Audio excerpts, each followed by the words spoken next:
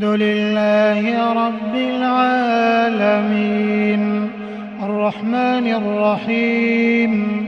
مالك يوم الدين إياك نعبد وإياك نستعين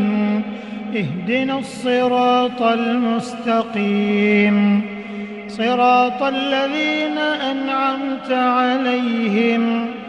غير المغضوب عليهم ولا الضالين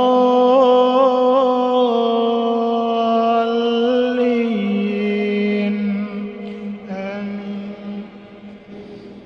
وإذ ابتلى إبراهيم ربه بكلمات فأتمهن قال إني جاعلك للناس إماما قال ومن